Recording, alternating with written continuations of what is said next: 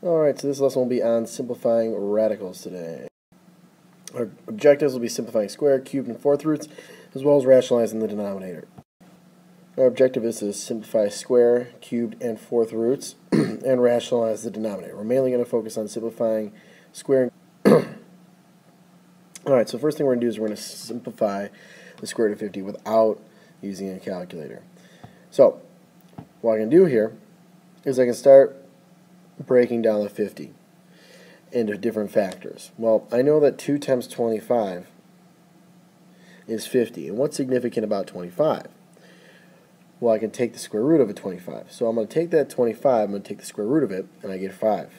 So that means I can take that out of the square root, but what's still left in the square root is my 2. Because I can't take the square root of 2 and get a perfect, 2 is not a perfect square. So I can't get a nice integer from that. So I'm going to leave the 2 inside the square root, and now this guy has been simplified. So you want to try this one, pause it, and then come back to it, and I'll explain it and see if you got it right. Alright, now that you've tried it, if we were going to break down 72, well, let me think of some numbers that are perfect squares. Well, I know I can divide 72 by 9, and I know 9 times 8 gives me 72. And then I can also take 8, and I would get 4 times 2. And I know that I have the square root of 4 is going to give me 2 as well. So I can take this guy here, and I can get 3 when I take the square root of it. So here's what we're going to write down. We already have this 3 to start out. Then when I take the square root of the 9, I get 3 as well. And then when I take the square root of this 4 here, I'm going to get 2. And now this 2 here, this guy right here, well, I can't take the square root of that. So what I'm going to have to do is I'm going to put this 2 into the square root. I have to leave it there, so I can't take it out. So my final answer, I'm going to have to multiply these 3 numbers together. So 3 times 3 is 9, times 2 gives me 18. And then I'm left with the square root of 2 inside the radical. Alright, next one, cube root. When I see cube roots, I think of some of my cube roots. I'm going to write them over here. Well, I know the cube root of 8, I know that's a perfect cube, gives me 2. I know another perfect cube is 27, and that gives me 3. Another cube root, what do we have, like 64? 4 times 4 is 16, times 4 gives me 64, so that would give me 4. Let's start with those. Yeah, we can even go with the cube root of 125. So I'm going to keep these guys in mind. Well, what I have here is if I take 108 divided by 27, then I'm going to be left with 4. 27 times 4 gives me 108. Well, what do we notice about the number 27 here? I know that the cube root of 27 is 3. So a 3 can come out, and I'm left with the cube root of 4. I can take the square root of 4, but I can't take the cube root of 4. So this guy here will be my final answer. 3 times the cube root of 4. Alright, this next one here, it says simplify without a calculator. Well, one rule that we have when it comes to writing fractions with square roots is we can't have a square root or a radical left in the denominator. So this 7 right here, the square root of 7, is going to be an issue, and we need to get rid of it somehow. The way we're going to do that is we're going to take what we have in the denominator here, and we're going to multiply in the numerator and denominator by the square root of 7. Now, what this is going to do, in the numerator we have 6 times 7 gives me 42, so I have square root of 42. However, in the denominator, square root of 7 times square root of 7 gives me the square root of 49. And we all know that the square root of 49 is 7. And there's my final answer. Now I can check and see if 42 can be simplified. However, I can't take a 4 out. Can't divide by 4 with that. Give me a decimal. Can't divide by 9. Can't divide by 16, and so on. So 42 cannot, square root of 42 cannot be simplified. That's why I leave it how we have it here. Square root of 42 divided by 7. All right, let's go to the next problem. Here it's a little bit different. I have coefficients out in front. These guys really aren't going to do anything right now, but they'll come in handy later on in the problem. So we'll deal with those in just a second. So once again, I'm going to multiply the numerator and denominator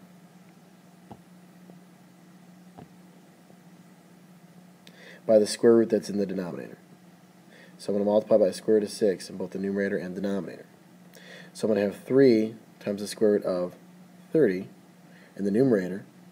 In the denominator, I'm going to have 8 times the square root of 36. Well, what do we know about the square root of 36? I know that is 6. And 8 times 6 gives me 48. So, we might think that we're just about done here, and we are very close, but we're not all the way done. If I look here at the 3 and the 48, I can simplify that. I can simplify 3 over 48 to be 1 times the square root of 30 over 16. So my final answer, you can leave the 1 there if you want, or you can just write square root of 30 over 16. Square root of 30 can't be simplified. You can't take any perfect squares out. Can't take out a 4, can't take out a 9, or anything like that. So that just stays as is. But we do have to remember that we simplified the 3 over the 48. Because if you forget to simplify that, you're not going to get full credit. You're going to end up losing a point or two on your test. All right. So lastly, this is the toughest part. When there's a binomial with a radical in the denominator of a fraction, you find the conjugate and multiply. This gives a rational denominator. So if we have 5 plus 6, we want to find our conjugate. It's actually not too bad to find the conjugate. You just have to remember how to do it. You're going to have the square root of 5 minus 6. It's that simple. Here when we have 3 minus 2 root 2, our conjugate's going to be, well, what do you think? Why don't you pause it here and see if you can get it. Our conjugate's going to be 3 plus 2 root 2. And lastly, what's the conjugate of 2 root 7 plus 3?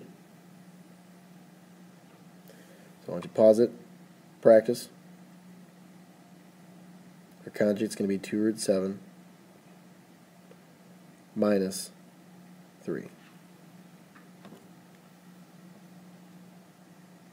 So once again we need to simplify without a calculator. So what I'm looking at here is my denominator. Root 5 minus 3. Well, I got to multiply by the conjugate as we talked about before in both the numerator and denominator. So I'm going to multiply by the square root of 5 plus 3. And same with up here. And now what I'm going to do is I'm going to FOIL. Kind of like what we used to do when we FOIL with like x plus 6 and x plus 3. So I'm going to FOIL everything. Well, I have 5 times the square root of 5 gives me 25. Square root of 25. Square root of 5 times 3 gives me 3 root 5. And then we have 6 times the root of 5, so plus 6 root 5. And lastly, 6 times 3 gives me 18. I do the same with the denominator. So 5 times the square root of, square root of 5 times square root of 5 gives me the square root of 25. Square root of 5 times 3 gives me positive 3 root 5. And then negative 3 times root 5 gives me negative 3 root 5. And negative 3 times positive 3 gives me negative 9. So let's continue to simplify. I'm going to have 5, because the square root of 25 is 5, plus, and then I can add these two guys right here together. I'm going to end up with 9 root 5 plus 18.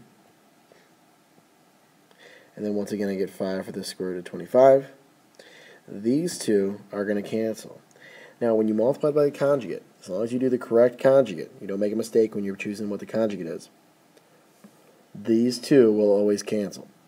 So the 2 on the bottom right here, these two will always cancel.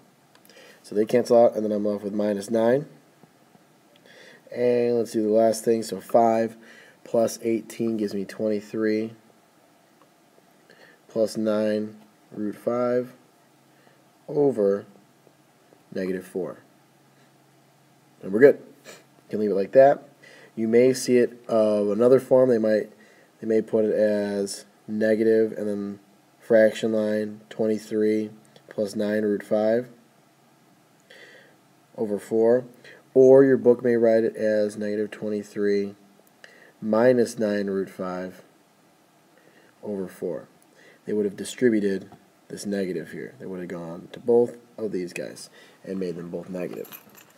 Any one of these three answers, all three of them are equivalent to each other. Alright, last problem. Let's try this one on your own.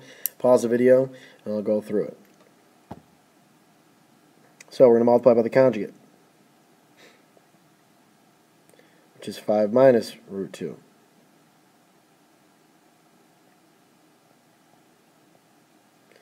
When I do that, you got to FOIL the top. Well, actually, this case is just distributing. So distribute in the numerator, excuse me, not the top, the numerator. Got to use math words. So I end up with 2 times 5 is 10 minus 2 root 2. And then the denominator, multiply these two together. 5 times 5 gives me 25.